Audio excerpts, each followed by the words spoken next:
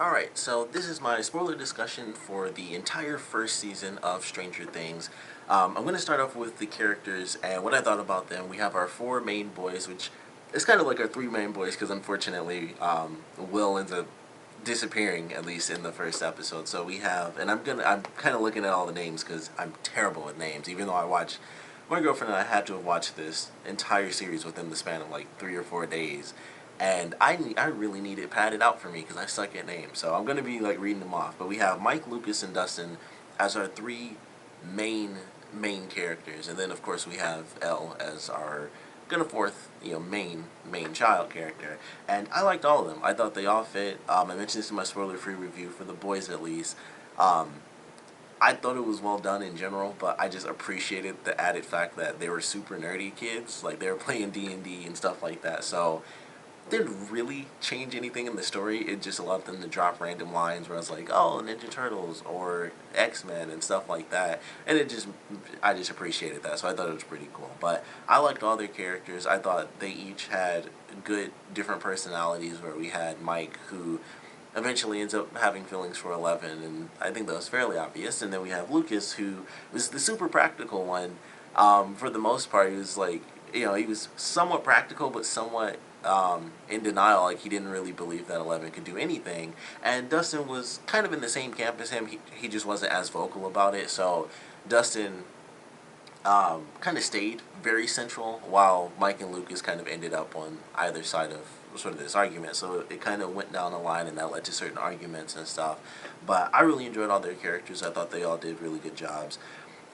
It sucked because I thought, Will first shows up. I was like, oh, that sucks, because it started off with like, the disappearance of Will Byers. I was like, oh, that sucks. And, fortunately, he does end up surviving.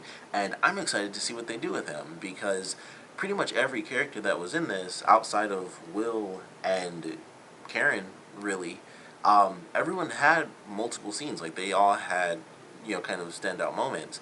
And I'm excited, unfortunately Karen is the one who didn't survive, but I'm excited to see what they do with Will in the second season, especially with him having this weird sort of, ability himself, which he might, it's all speculation, but he may or may not end up being able to control it. He still has, I guess it technically would be the offspring. I mean, that's what I was always assuming was happening, because I'm like, this thing, there's only one of this crazy monster thing, but with the whole leech stuff, and he's getting like face hugged, like Alien, I'm like, this has to be, this creature trying to respawn, and it probably succeeded because Karen didn't survive, and they don't show anyone else, but they mentioned that other people had gone missing in one of the episodes, that there were about like 6 people total, including Will and Karen, that disappeared.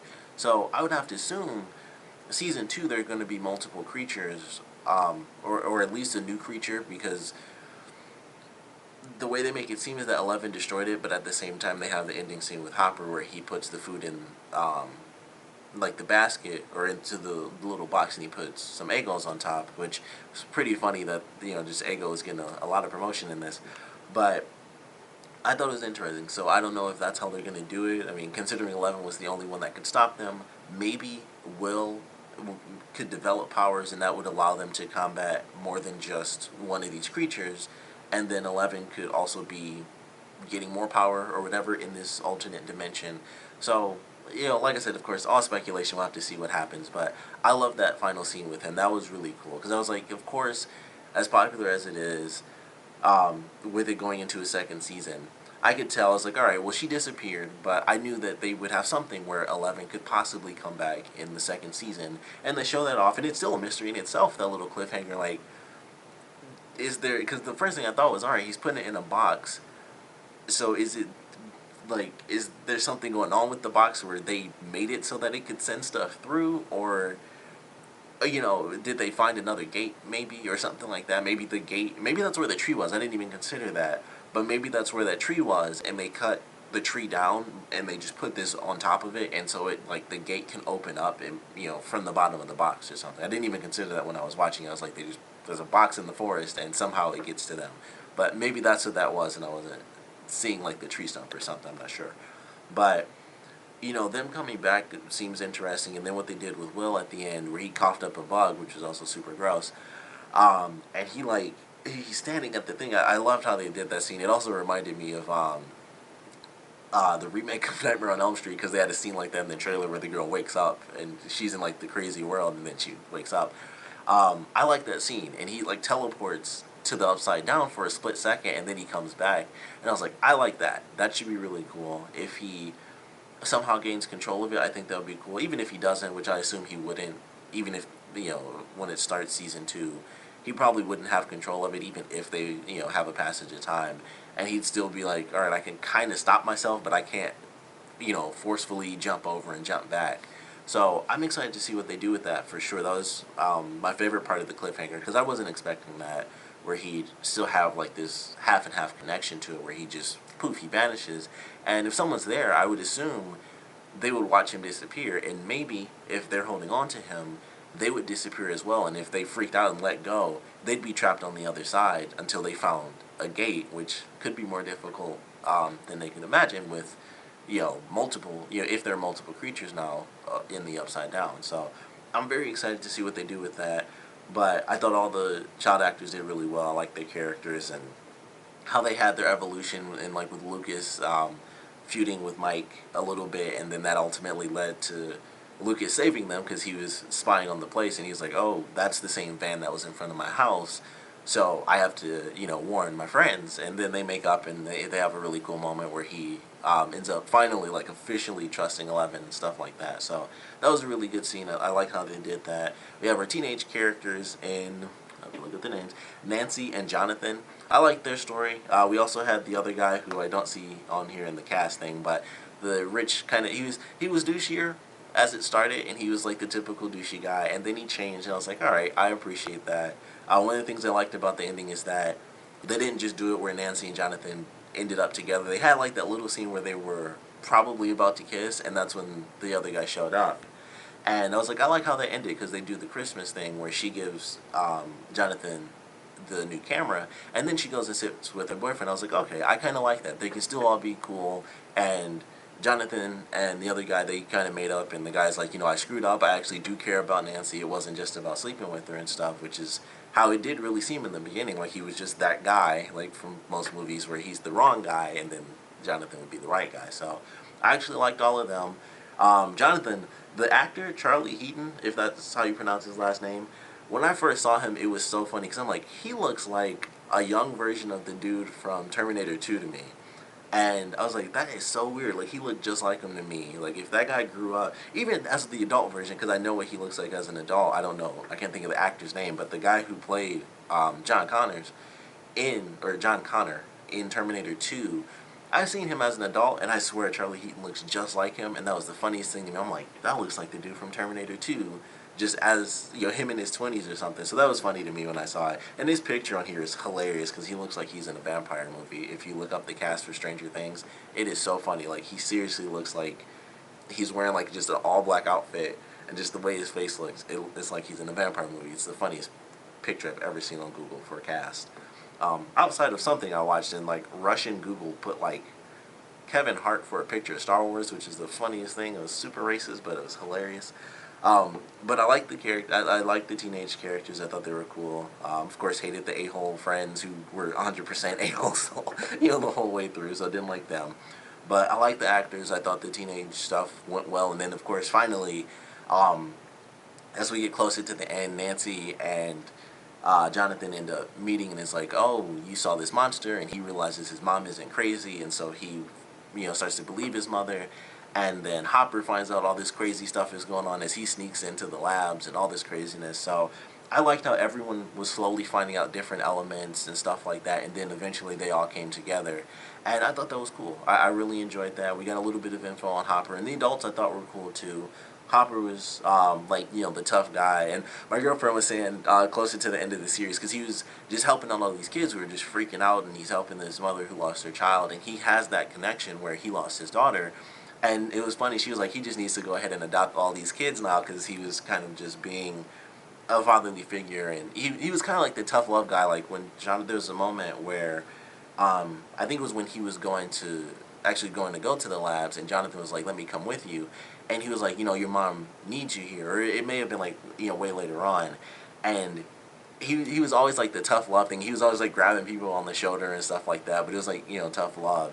But I liked his character a lot, and we got, especially towards the end, we actually got to see what he was dealing with. For, I think it was like actually the last episode where we get the actual flashbacks of him living out his daughter's final moments, and I thought that I liked how they did that, and the triggers, like him doing the CPR and stuff like that. I was like, all right, this is pretty cool because we'd heard about it throughout the series, and it was kind of just like, well, this is what happened, and then the moment when he called his wife and she actually had another child and stuff, and it kind of messed with him because he hadn't gotten to that point. So I really enjoyed his character.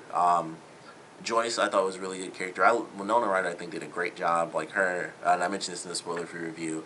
When they had the scenes of Joyce and Jonathan together, and it was like the emotional stuff, I thought it was done perfectly well. Like I loved all of their scenes together. When it was the emotional stuff, when they were arguing in the street, when he thought she was still crazy, and he's like, you know, we're having this funeral, and he's yelling at her, and she's running away from him, and there's just people around. It's like, this is a really cool scene. I think they just, every time they were together, I thought like they had some like my favorite scenes because I thought it was just done so well. So I really enjoyed all of them. And I mentioned this in my spoiler-free review, but Mike's mom was the funniest thing because she constantly seemed like she should have done more stuff that she was doing because it was really obvious. It would be like, okay, she feels like her daughter is dating or sleeping with this guy. She comes back in a sweatshirt and all these different things. And it's like, all right, maybe she knows, but she doesn't want to confront her about the sleeping together stuff. And that's just a normal everyday thing. I could see that, and she's trying to not push too hard, but she does want to talk to her. And it's like, okay, I can understand her not, like, just pushing, like, are you dating this guy? Because it's just her dating a guy. And then when it gets to, like, the real crazy stuff and everything starts to get real suspicious and, you know, like the scene when all the people come to the house and Mike is like, if anybody asks for me, tell them I left the country, which is a really funny line. Stuff like that, that should have been an automatic, you know, question moment. Like, okay, I need to see what the heck is happening. But then she waits, and they have like 3 scenes in between, and then she finally goes downstairs like, Mike, where are you? It's like, he just freaked out and said, like, if anyone asks, I left the country, which is a really weird thing to say. And he looked genuinely freaked out. And then Dustin showed up in that scene, if I remember right, or maybe it was a different scene. Or no, it was the same scene, but he said that even before. It's like, we need to leave right now. And then, you know, Mike's like, if anyone asks, we left the country. And I was like, that should have been like, that's weird. That's like, they look actually terrified. And there's something that she needs to say to them or something. And she was always the one getting all the information. You're getting all these signals like this is happening or this is weird and that's suspicious and all this other stuff, and it just seemed like she was never, if she did ask, which I feel like was only during the scene when the people came to the house. Other than that, I think she just never talked to them. It was like they'd say something suspicious or seem like really freaked out about something, and then she just wouldn't talk to them. Like the only time she interacted with them is when they were flat out crying. Like when Mike found out, when they found the fake body of Will, that's when she hugged him. And then they had the scene with, I think they had a scene with Nancy when she was crying too. And she was like freaking out when she came to her mom. Those are like the only times when it was like they were literally crying. Other than that, it seemed like she'd hear it and be like, okay, I'll wait 15 minutes to check up on that. And it was such a weird thing. That was like the only thing that was really weird throughout like the whole show, is that it seemed like she should have sensed all the urgency in their voice and in their actions and stuff like that. But it was always like, you can talk to me.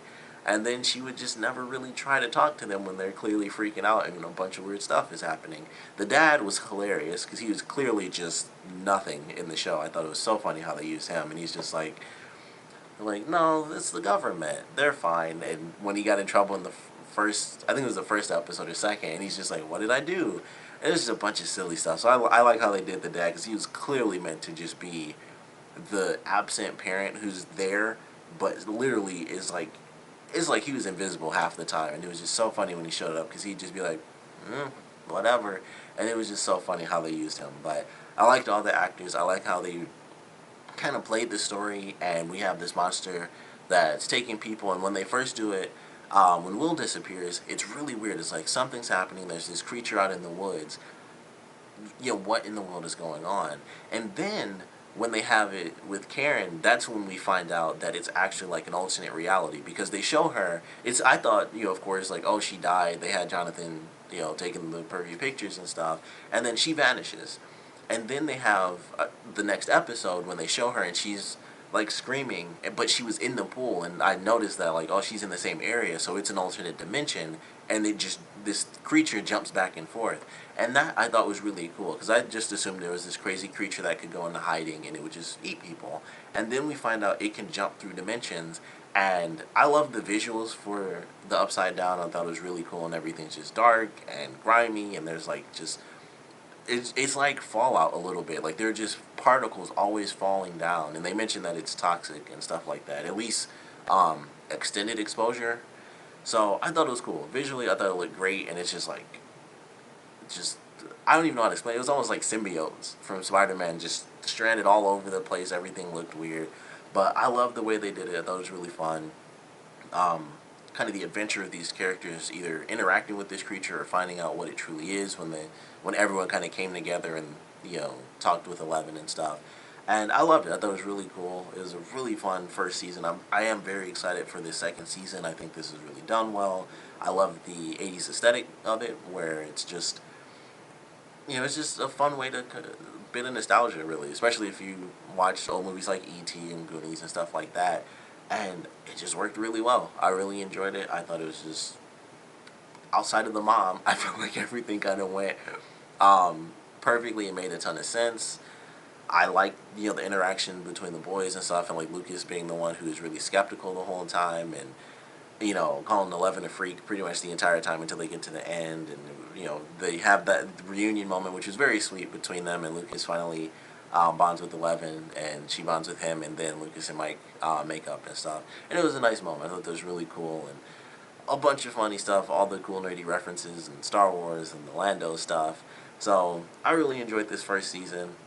I feel like there isn't too much to really talk about. I kind of skimmed over it, obviously, but I just like the way everything was done. I think what they did with Joyce was really cool with her, especially because it was about half the series, I felt, was her kind of alone in the craziness, because she was, of course, separated from Eleven and the boys, so she just thought she was losing her mind, or she knew she wasn't, but she, of course, knew everyone else thought she was. So I was like, I like how this plays out, because we know she's not crazy, but everyone else assumes that she is, because she's just lost her son, and then they find the body, and then Hopper finds out it's a fake body and it's full of cotton, and he finds out like this organization and all this weird stuff, and they're doing the research. And also, I like these cops, especially the young guy who was clearly the newer cop. He was always saying funny stuff, like when Eleven broke the one kid's arm, and he's like, I didn't say, like, the mom said something, and he was like, I didn't say that, I was just merely stating a fact. She said it like he was talking down to her and her son or something, and it was so funny. He was like, I was merely stating a fact, and he's like, just shut up. So I really liked that guy, because he was really funny. The other cop was like the serious one, and he was always helping Hopper out, but I liked them. They had, their little stuff that was always pretty funny, but I really enjoyed all the characters. I thought all the characters were cool. I love how they used the teacher, who I thought was really funny. I'm glad he didn't die, because I thought for sure when that woman showed up to his house, I was like, oh, they're going to get their information and then kill him. But it was like, we just get the information from him and then, move on to the kid. So I was like, I'm glad he didn't die, because I liked his character. He was funny. Also, he helped me learn the fact that the thing was melted gum or microwave gum or whatever. Never knew that. I knew they had a bunch of, that's all practical, which is, if you haven't seen The Thing, that's a great freaking movie. The Thing where, the scene where the mouth opens up and like bites a dude's both his arms off, that's like just one of the best scenes I've like ever experienced as far as just practical effects. It is phenomenal. Like, that's a great movie for practical effects. If you're even remotely going into movies, you should see The Thing solely based on the fact that it's practical. It's a horror movie, so if you can't handle that, then sorry, but great practical effects. But liked all the characters, excited for season 2. Definitely want to know what you guys thought about this entire season, so please comment below. Let me know your favorite moments, your least favorite moments. What would you like to see for season 2 as well, based on the cliffhangers and in general what we've had, because we still don't have too much on the company itself. Their whole thing is like, hey, Hopper made this deal with them to give them 11, and then they kind of forget that everything happened, and they show that off a tiny bit, where he gets picked up at the hospital. So we still don't really know at all what's happening there. Like, they have that scene, and it, skips the 1 month, so we don't know what deal they're making with him. Like, because they say, like, oh, we'll just forget everything, but they picked him up for a reason, so they have him doing something. And maybe a part of that is, what he did putting the food in the box, so they know that she's alive in this other dimension. And maybe they're going to try to get her back. Maybe they're going to send him over. Maybe that's what they're going to be doing when this season 2 starts up. But there's a lot going on, that we don't know behind the scenes with Hopper. And then, of course, the obvious stuff that we have seen with Will still being, I guess, infected is the only way I can think to put it, with a part of this creature putting, the slugs in him. So I don't know how that's going to play out, but I'm really excited to see his sort of battle with that in season 2. Plus, glad he didn't die, because that was the one thing. I was like, everyone, had this scene, like I mentioned. Karen's like the only person that didn't make it. I was like, oh, that sucks, because neither of them really got to shine in this season. So at least he gets to live on, to be a main, or truly be a main character in season 2. But really enjoyed this. Like I said, though, definitely want to know what you guys want to see for season 2. What you thought about the season in general, and of course, thanks for watching.